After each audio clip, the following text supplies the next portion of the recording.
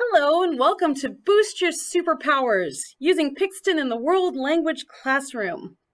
My name is Pamela Parks. I go by Madame Sensei because I teach French, Spanish, and Japanese out here in the beautiful Pacific Northwest to high schoolers. So I'm going to show you how you could use Pixton in the World Language Classroom. I've written a book, The Sink That Is Located in the Kitchen, an eclectic guide to teaching language, circumlocution of course. I'm the World Languages Chair out here in Cedar Crest High School. If you'd like a copy of these slides or you want to read a preview of my book, a sample chapter of my book, you can go to www.studio-nemo.com. You can also look at Amazon for my book, or you could just ping me at the Pixton Comics for Educators Facebook page. I'll answer any of your questions there. So, a bit about me. I'm a total complete nerd. I started my life as a professional translator because I love to read so much, and especially I love to read comic books. And so I start every single class with some kind of comic book. It's got that visual support right there. And we language teachers know how important this idea of visualization is. We have students draw all the time, right? We have them make Frere diagrams where they've got to draw in the diagram. And we have them make term information picture charts, have them fill it out, drawings, because we know that that's going to activate their brain and that's going to help their long-term memory retention. We have them do draw label captions. We have them do all sorts of things. We have them write advertisements, make any kind of picture we can think of. I like to do before, during, and after comics where I read them a story and they have to say what happened at the beginning of the story, what happened in the middle part of the story, and what happened at the end of the story.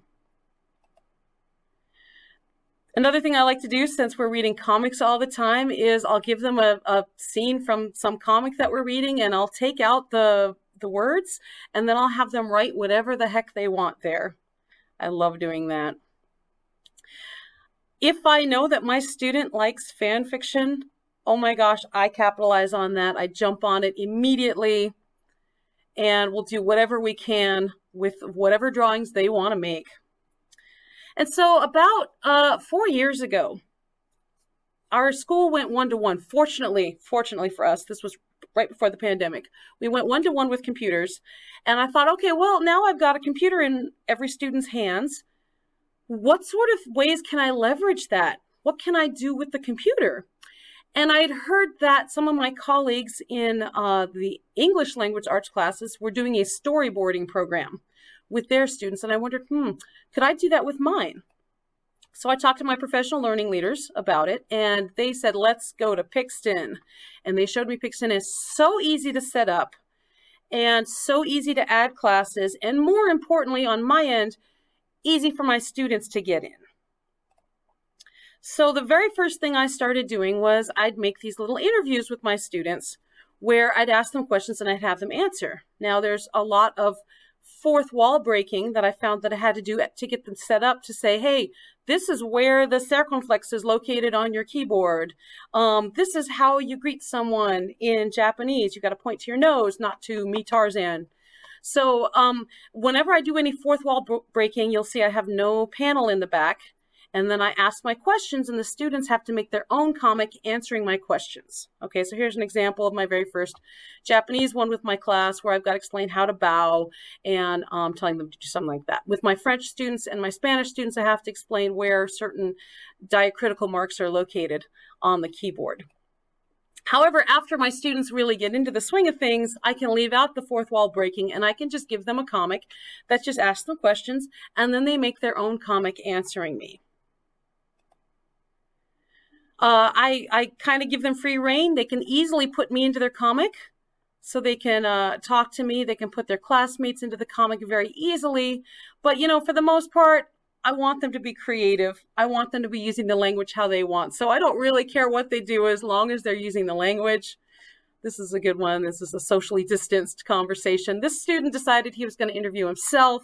You know, it's all well and good. Then I got good enough with Pixton where I was like, okay, well, what else can I do with it? One of my favorite units that we do, of course, is playing restaurant, because I will have the students bringing in food, and they've decided who's going to be the waiter and who's going to be the customer. And we start preparing for that, and we start role playing for that. And we work really hard on it, of course. And there's one year I just thought, they need just a little bit more oomph. They need a little more practice before we get to it. And I decided that I was going to put it in as Pixton. I gave them 2 comics, one with me as the waiter, and so they had to answer my waiter questions, and then one with me as the customer, and so they had to be the waiter and ask me questions. And that worked great. That was fun. Then I discovered that Pixton has this little button right down here where you can upload your own pictures. And we were working on rooms of the house. And I thought, oh, this is great. I'm going to have them upload their favorite room of the house and describe it to me and tell me what chores they do in the room of the house. Because, of course, we were working on chores also. So I showed them how to do that. My little fourth wall breaking there. Gave them a sample comic. And oh my God, we had so much fun with this. This student put her little avatar, poised it sitting right on her sofa. That was great. They loved showing off their rooms. This was my absolute favorite. This is an aquarium enthusiast. And all of our hallway conversations are, hey, how are your fish doing? Oh, fin rot, that's terrible. Did you try this? Just that kind of stuff. And so she was able to put herself swimming in her favorite aquarium. I just thought that was so great. We had a blast with that one. We were fully remote with this one, and I wanted the students to work on past tense. So I uploaded this little crime scene picture. And then I was just like, okay, you got to describe it in past tense to me, because those of you who teach Romance languages, you know that there's a real big difference between the preterite tense, the passé composé, the preterito, and the imperfect tense. Okay, so I wanted the students to practice with that, and that worked really well. There's other stuff you could do on Pixton, though. There's each of your students will have an avatar generated, and you can make a class photo of them. And this is one of the ways that we work on prepositions of locations, is I'll have the students look for themselves in the picture and say, oh, I'm standing in front of Fred. I'm next to Betty. I'm next to this girl. I don't know her name, but she has brown hair and blue eyes, you know, or whatever. So this was just a great way to get the students to talk about their prepositions of location. Remember I said I like to take a comic and erase the words and have the students write stuff in? Well, Pixton, I can make my own comics, and I can make really goofy situations and just give the students, hey, here's something, what's going on here? And they fill it in, and we have a lot of fun with that. One of my very favorite TV shows is the British version of Whose Line Is It Anyway? And I take a lot of inspiration for my games from that. One of the things I do is I give them random sentences. Usually we pull our random sentences off of Duolingo. And I just grab random sentences for them. And I'm like, okay, put it in a conversation. And so this was one that a student did that was particularly good. And remember I said that I like to do the before, during, and after comics. This was from a Tom Alsop story from 21 Mini Cuentos. And so the student just did, okay, here's what's going on in the first part, the middle part, and the end part. And I'm a huge, huge fan of Bryce Hedstrom. Love Bryce Hedstrom. I took one of his classes and I got really into embedded reading after that. And so as we do embedded reading, it's super easy to illustrate it. I read Ben Slavick's wonderful Big CI book and got really into TPRS, Teaching Proficiency Through Reading and Storytelling. And it's very easy to illustrate our TPRS stories, also with Pixton. Anytime you want your students to do any kind of drawing activity, hey, tell me what you ate for breakfast, you can have them do it in a comic form.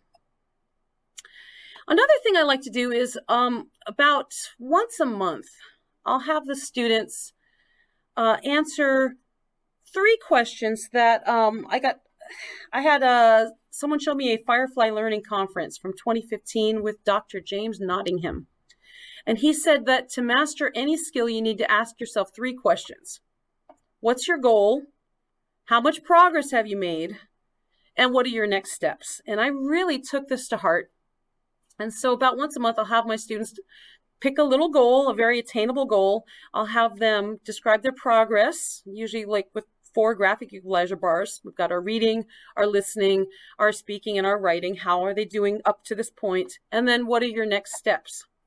And then last year I decided, hey, you know what? We can make this a little more fun with Pixton, because Pixton has this whole growth mindset section. So I chose the rope because it was easy for me to show my students that you could position yourself on the rope. And so then I could just have my students say, hey, what's your goal? Where are you for speaking? Where are you for reading? Where are you for writing? Where are you for listening? And then what are your next steps?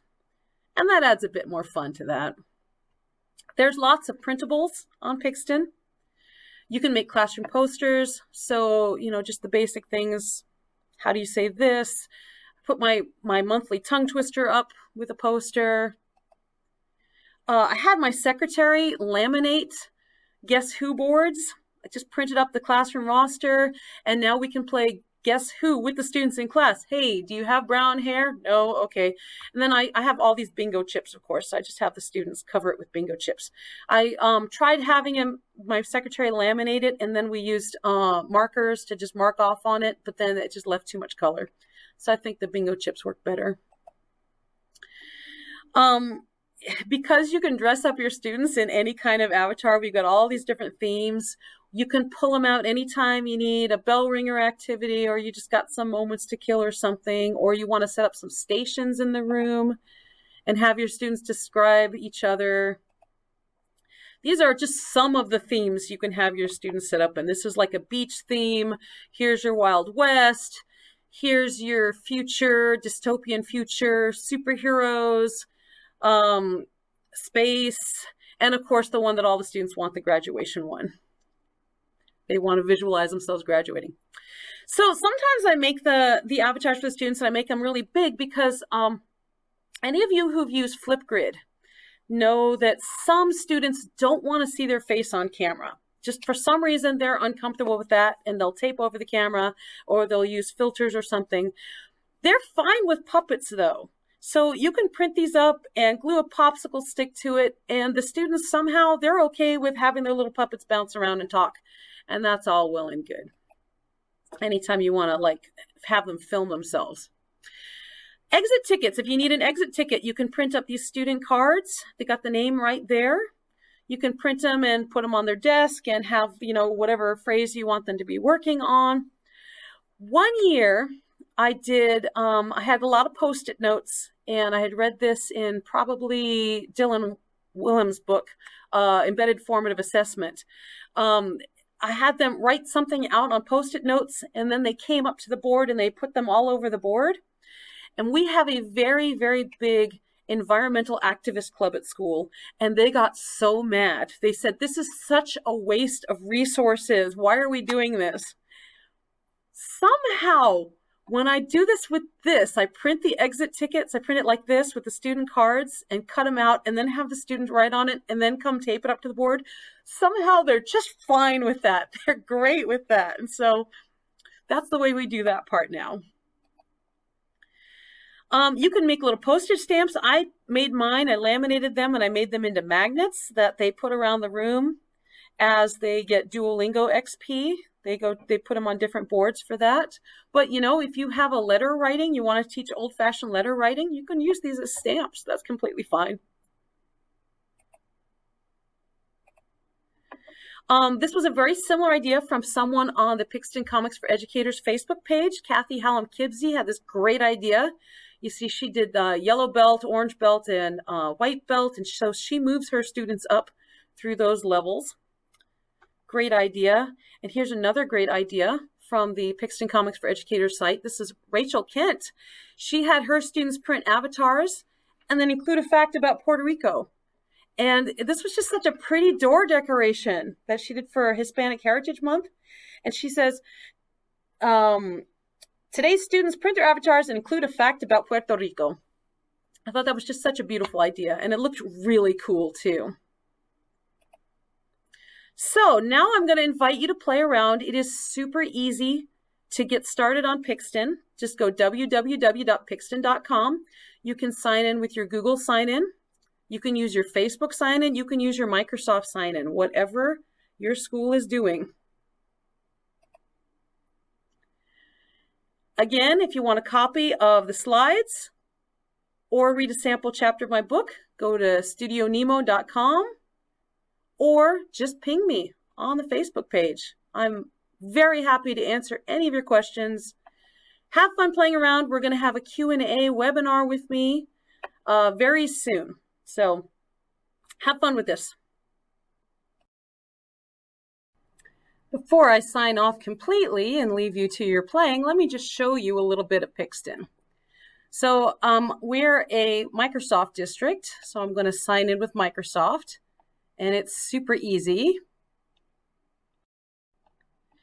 And we're taken right to this landing page that has a lot of cool stuff on it. It will walk you through some things, some videos, give you some ideas for your classroom, take you right to the printables, some interactive rubrics, lesson ideas. Those are all really super helpful. Let me take you to my classrooms. So you can see I've got some classrooms set up. I got smart this year and started putting dates on them. Didn't put dates before. You can see I was all ready for our Northeast Conference on Teaching Foreign Languages, and I had classes set up for you guys. But when you get to the classrooms, so you can view your class, you can see all your students in the classroom. You can go to their comics. You can go to the class photo. It'll populate the class photo, okay? You can change the theme on the class photo. Let's do winter. I haven't looked at winter yet because I don't like being cold. There we go. Let's change the theme again. Let's change it to travel. Yeah, that's better.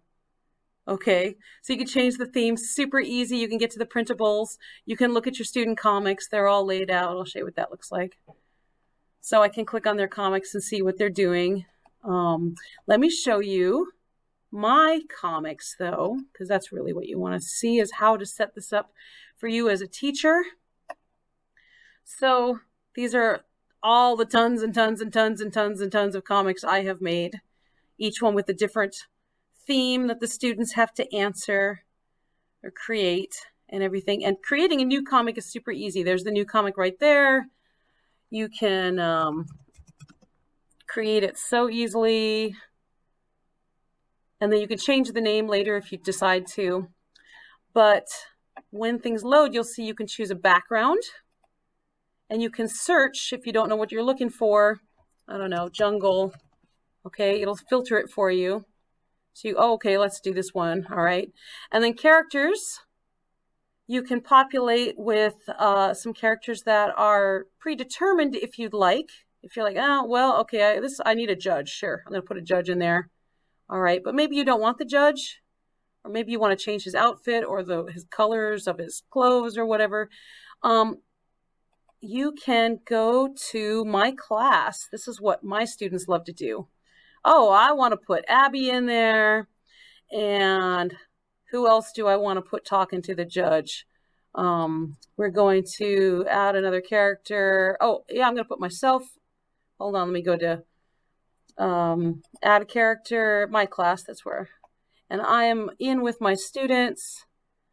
So just scroll down to the P section. And where am I?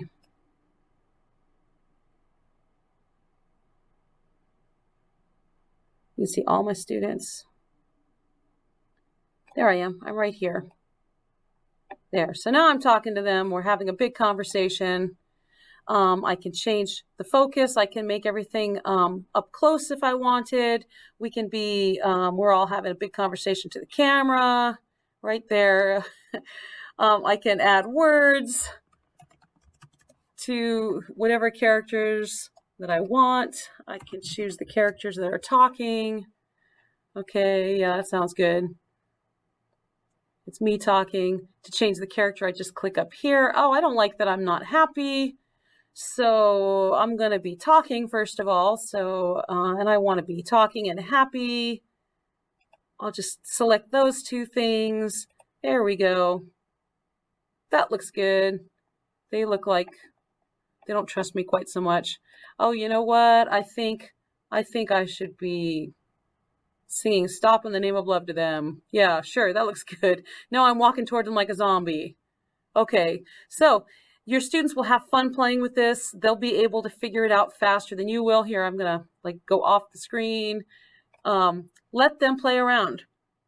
And it's just a blast. It's another good way to have that really crucial visualization that we language teachers know and love so much. So again, ping me on the Facebook page. I'll answer your questions. Come to the webinar we're going to have. I'll answer your questions there. Find me at www.studio-nemo.com and have fun with it. I look forward to hearing what great stuff you are discovering with this.